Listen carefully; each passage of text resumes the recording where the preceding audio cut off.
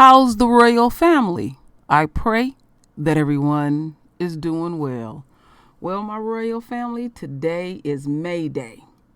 And usually on May Day, people get out and show solidarity for workers' rights, especially these essential workers. They really been getting the shorthand of things since the coronavirus. So before I show y'all a video, I have an article that I'm going to read to the royal family. And it says here in the Hill, Amazon, Walmart, FedEx workers plan to walk out on Friday. Okay. Workers from corporations are planning a walkout Friday, including employees from Amazon, Walmart, and FedEx. Workers are seeking better health and safety standards as well as hazardous pay while working during the coronavirus pandemic. Former Amazon employee Kristen Smalls shared a flyer on Twitter last week that include other prominent companies' names participating in the demonstration on May 1st, such as Instacart, Target, Whole Foods, according to a report from The Intercept. Protect all workers at all costs, Smalls tweeted, adding, "We are not expendable or replaceable. Enough is enough. Take the power back." The Friday demonstrations will also request protective and cleaning equipment and full disclosure on the numbers of infected cases in company facilities. The protests would result in employees of the list businesses called in sick from work or step out during their lunch break at the same time. Some union members will reportedly join workers outside warehouses, storefronts in support of the strike. We are acting in conjunction with workers at Amazon, Target, Instacart, and other companies of International's Workers' Day, May 1st, to show solidarity with other essential workers, said Daniel Stanbrook, a Whole Food employee and strike organizers. Smalls was fired by Amazon in March after organizing a walkout and has said he will take legal action against the company. The company has said Smalls was fired not for organizing the walkout, but for coming to work despite being told to quarantine himself after coming into contact with a worker who tested positive. The strike is slated for Friday, or one of the many front led by union and ununion workers amid the pandemic, as Instacart workers previously organized a strike in last March, along with several other demonstrations from Amazon Whole Food workers around the same time. So we know that these folks, they do things that I think that is quite asshole backwards, where you provide they won't provide, essential things like gloves, face masks, whatever they need, protect your eyes, which is boggling to me, because when I was working in the field of construction, we received that stuff in abundance, and they've been literally treating the essential workers like shit and wanting them to go out there and risk themselves. And I keep saying they in a lose-lose situation, because if they go get another crop of workers, they're going to have the same issue, because people are scared and they don't want to die. I mean, it's that simple. So I have a video that I want the royal family to kick back and watch.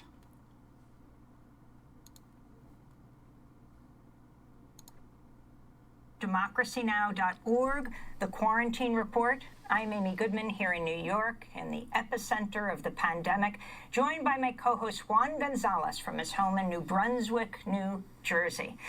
Number 2 in terms of infections and deaths in the United States. Well, one, it's hard to say Happy May Day after that, but it's good to have you with us. Well, thank you, Amy, and I want to welcome all of our listeners and viewers across the country and around the world.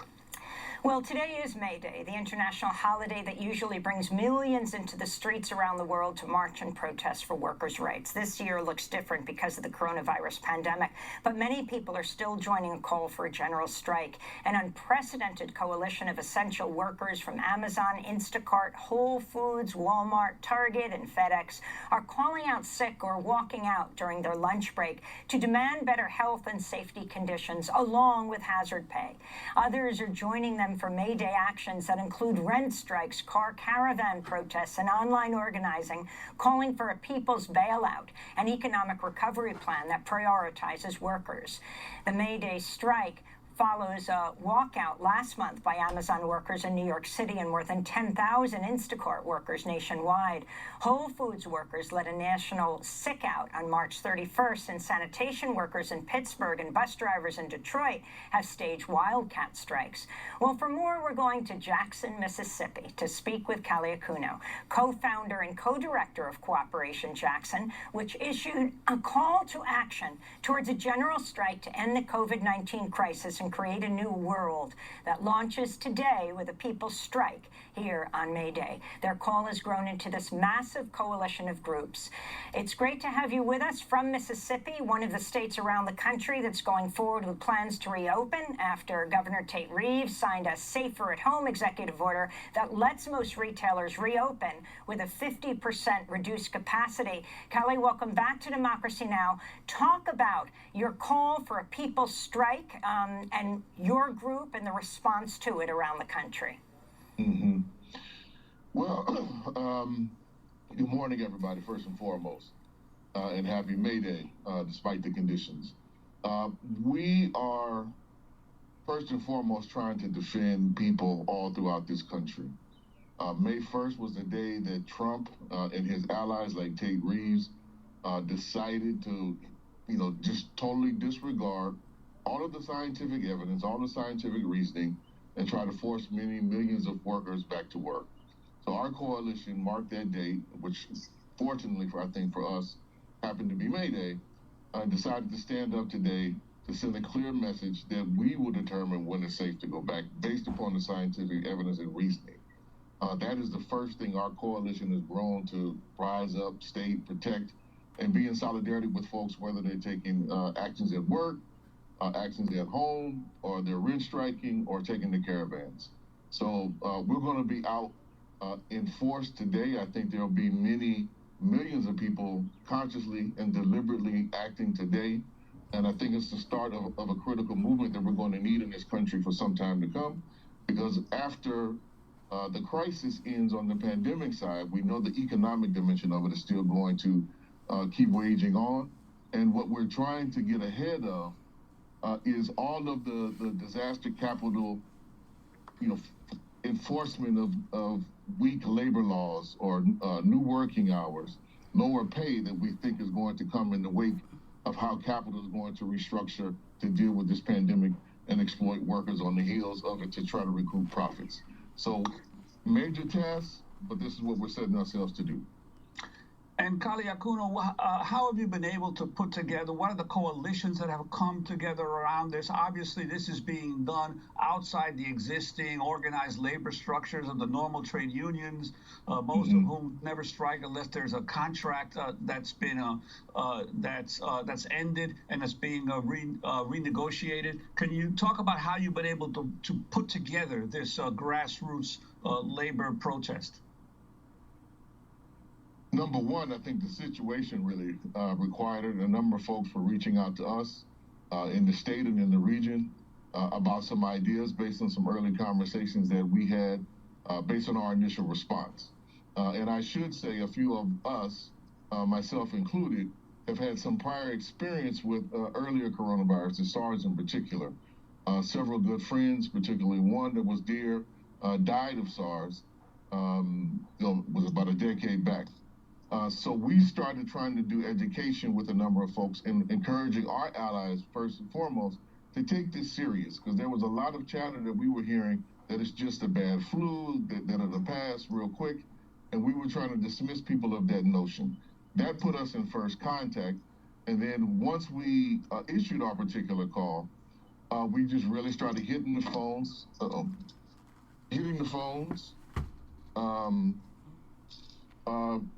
working our contacts, working our allies throughout the country to join the call to heed. We did a ton of outreach to organize labor, where there's actually, I would say, more support than people might think. Many people may not be able to take action in direct name, but I think we'll see a surprising number of actions taking place by rank and file workers all throughout the country as a result of our call, and also as a result of all the energy and wildcat strikes that emerged in March and that are still going on.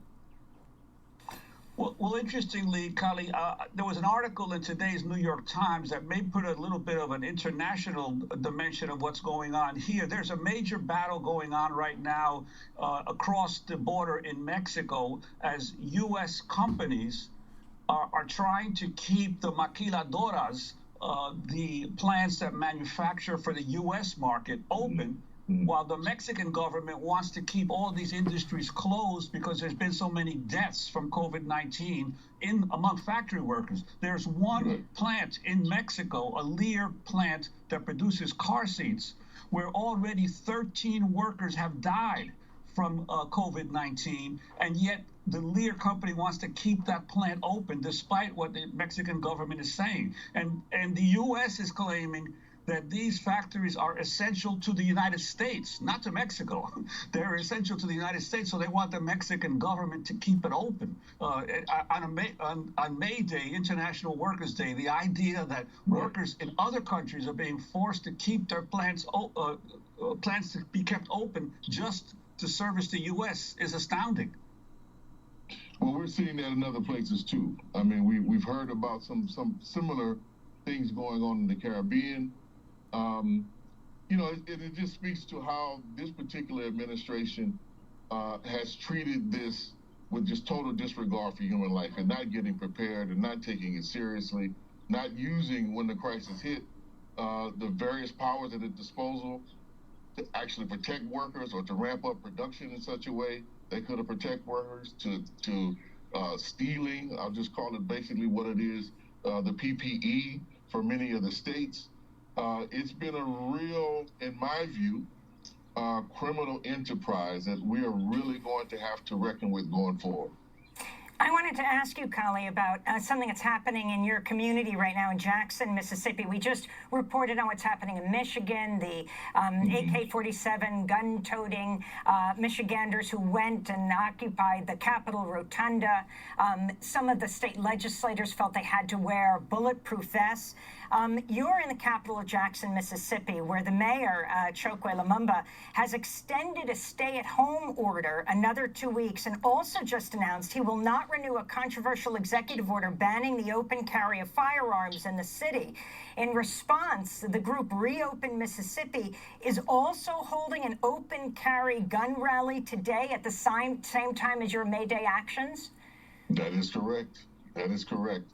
We've been monitoring as much of the right-wing radio and some of the communications monitor all night, myself included in that, trying to get some understanding of the various movements that they might take. But we expect to see something very similar to what happened in Michigan here today. I'm not sure if it was AR-15s or AK-47s. It'll be all of that here and then some, because our laws here are even more open than they are in the state of Michigan. So if they decide to come, they'll have kind of every advantage to be out on the street and to try to be as intimidating as possible.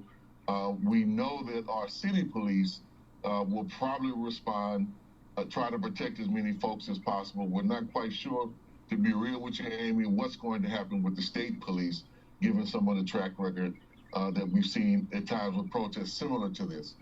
So it makes for an interesting day. We are going to do everything we can to ensure that all of our people who come out in support of the May Day protests will be safe and sound. But what you're really going to see is a clash of worldviews on full display here in Mississippi, and I think will mirror much of what may take place in the near future throughout the country. And Kelia, as part of this this protest movement, you're also calling for rent strikes as well, and also for urging consumers not to shop at particular stores. Could you talk about that as well? Yeah, we were very clear that we wanted to give multiple entry points for everybody throughout this country to engage. That was a critical thing. We know there is a lot of workers, given the nature of the contract, who could just initially go on strike. And we were trying to be very clear from the beginning that this is a call towards a general strike, not that we would be able to pull one off on May Day, given the how short the time the organizing span was. But we've been encouraging folks, number one, if you're home, to strike in place, to not work today. Don't get on any more Zoom calls or Jitsi calls or anything of that nature. Just take the day off, get involved with the people. We've been calling on folks to engage in conscious and deliberate rent strikes, and even for those who can pay their rent or pay their mortgage, to stand in solidarity with the millions of people who cannot, and to make sure to send clear messages to whoever you're renting from or whoever your mortgage lender is, to outline very clearly that you cannot pay, that you will not pay under the circumstances. And it's been encouraging people to take action in the communities, practicing the best physical distancing measures possible. So we've been encouraging car caravans, of which there's about 15 that we know of, and a growing number that are going to take place today throughout this country, including here in Jackson. And then there's going to be, I think, a remarkable set of workers' actions that you mentioned at the top, which are kicking off now, I know, in some places on the East Coast, and going to be spreading throughout the country at Amazon, Whole Foods, Target, many transit, workers and more throughout the country. So I think it's going to be a beautiful day. And for us, we're hoping that this leads to, and planning on continuing this, to strike the first of every month going forward until some basic fundamental demands are met. I wanted to end with getting your comment on this quote from the artist Seth David Tabachman. Why should we all be working in conditions that will kill us? First, we solve the medical problem, then we restart the capitalist economy. If we restart the economy first, there will be no reason for the ruling elites to find a cure or a vaccine. They can sit safely in their gated communities while the rest of us die. Your thoughts, Kalia Kuno, as we wrap up. Couldn't agree with that more. I mean, it's very clear from the way that they're even having the conversations on CNN and MSNBC now, that the corporations and the government are willing to sacrifice tens of thousands of us. As one of them said, there's something more important than life. I think that was the most absurd statement I've ever heard. We have to put people before profits. That's first and foremost. Kalia Kuno, I want to thank you for being with us, co-founder, co-director of Cooperation Jackson in Mississippi, which issued a call to action towards a general strike to end the COVID-19 crisis and create a new world. That launches today with a people's strike on this May Day. When we come back from break... So, let me get over here. So as we see today, on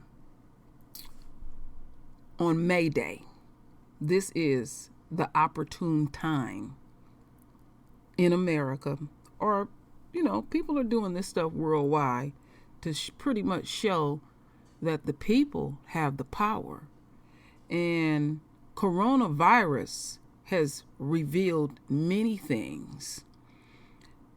What the enemy and the enemy supporters are not realizing, the world will never be the same. And people have been past the point of sick and tired. It's atrocious how the royal family is treated.